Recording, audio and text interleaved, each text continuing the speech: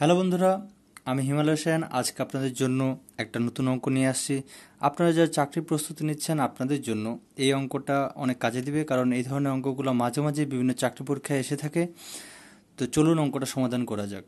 অঙ্কে বলা হয়েছে একটি গাড়ির চাকা প্রতি মিনিটে 90 বার ঘোরে, তাহলে 1 সেকেন্ডে চাকাটি কত ডিগ্রি ঘুরবে।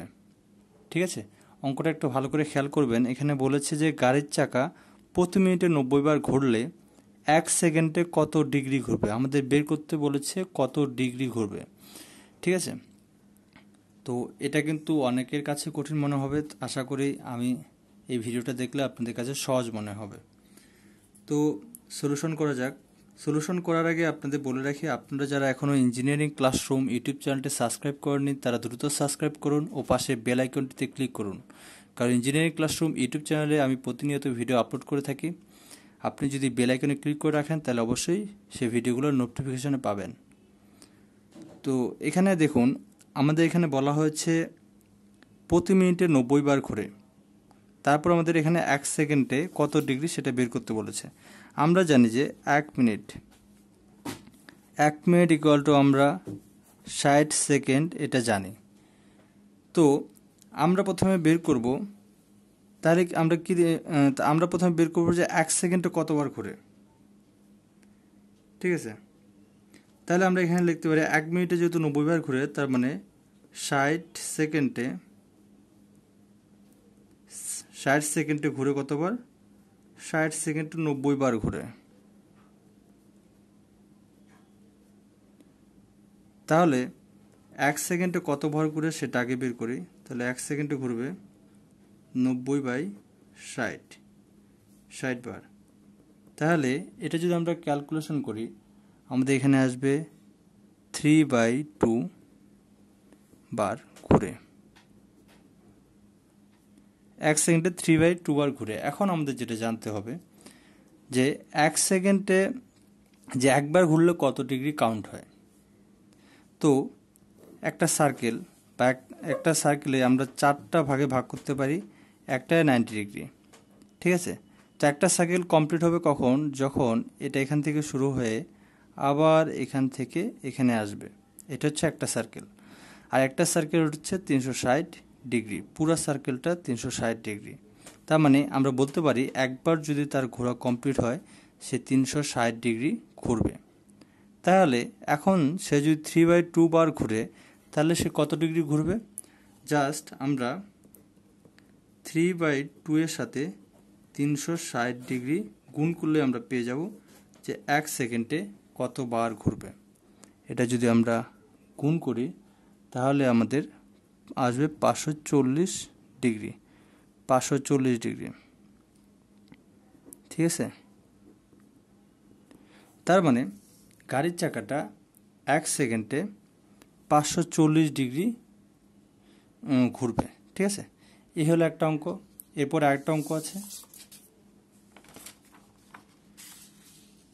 তারপরে এখন আমি যে অঙ্কটা দেখাবো, এই অঙ্কটাও কিন্তু মাঝে মাঝে আপনারা চাকরি পরীক্ষায় দেখে থাকবেন। যেখানে বলা হচ্ছে 20 ফুট লম্বা একটি দণ্ড এমনভাবে কেটে দুভাগে ভাগ করা হলো যেন ছোট অংশটি বড় অংশের 2/3 হয়। ছোট অংশের দৈর্ঘ্য কত। তো এখানে আমাদের একটা যদি আমরা দ্বন্দ্ব দেওয়া হয়েছে যেটা হচ্ছে 20 ফিট। এখন এই দ্বন্দ্বটার কোনো একখানে একটা ভাগ করে ফেলা হলো। ঠিক আছে, এখন বলা হচ্ছে দুইটা অংশের দৈর্ঘ্য কতটুকু কতটুকু। তো আমাদের এখানে কিন্তু একটা রিলেশন বলে দিয়েছে যে দুইটার মধ্যে কি রিলেশন। দুইটার মধ্যে যেটা রিলেশন হচ্ছে ছোট অংশটি বড় অংশের 2/3। ঠিক আছে, তো এই রিলেশন থেকে আমরা এটা সহজে কিন্তু সলভ করতে পারবো। তো সলিউশন করে ফেলি।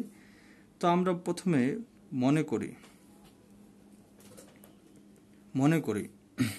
যেহেতু আমাদের এখানে একটা রিলেশন দিয়ে দিয়েছে, প্রথমে আমরা মনে করি যে বড় অংশটা এক্স। ঠিক আছে, মনে করি বড়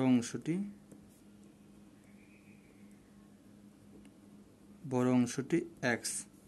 অতএব ছোট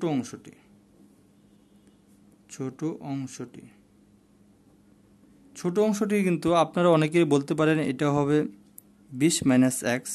হ্যাঁ, এটা তো ঠিকই আছে, 20 মাইনাস এক্সই হবে। কিন্তু আমি যদি অঙ্কটা সহজে করতে চাই, বেশি ঝামেলায় না গিয়ে, তাহলে আমি এটা 20 মাইনাস এক্স না ধরে আমি ছোট অংশটি কি ধরবো? ছোট অংশটি বলছে ছোট অংশটি বড় অংশের 2/3। তাহলে ছোট অংশটি কি হবে? এই যে বড় অংশের 2/3 ইন্টু বড় অংশ, তার মানে বড় অংশের সাথে 2/3 গুণ করলে ছোট অংশটা পাবো। ঠিক আছে, এটা কিন্তু একটা সম্পর্ক।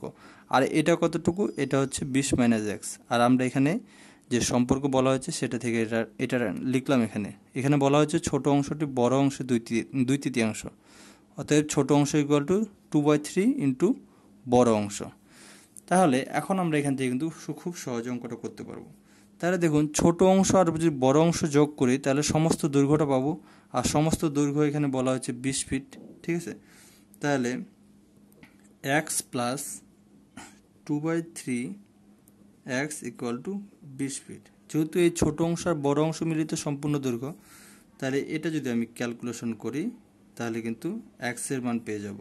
আর এটা ক্যালকুলেশন করলে এক্সের মান চলে আসবে আমার 12 ফিট। ঠিক আছে, তো 12 ফিট কোনটা? এটা হচ্ছে বড় অংশ। বড় অংশ হচ্ছে 12 ফিট। অতএব ছোট অংশ কতটুকু হবে? ছোট অংশ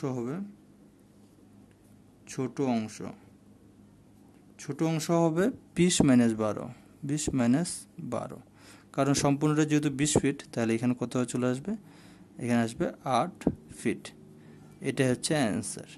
তো এই কোশ্চেনগুলো কিন্তু বিভিন্ন চাকরি পরীক্ষায় আসে। আশা করি আপনাদের এই কোশ্চেনগুলো পরবর্তীতে কোনো সমস্যা হবে না। আর আপনারা যদি আমার ইউটিউব চ্যানেলে ইঞ্জিনিয়ারিং ক্লাসরুমে কোনো ভিডিও চান তাহলে অবশ্যই এই ভিডিওর নিচে কমেন্ট করবেন। আর ভিডিওটি অবশ্যই একটা লাইক ও ফ্রেন্ডদের সাথে অবশ্যই শেয়ার করবেন। তো আজকে এই পর্যন্তই, বাই বাই।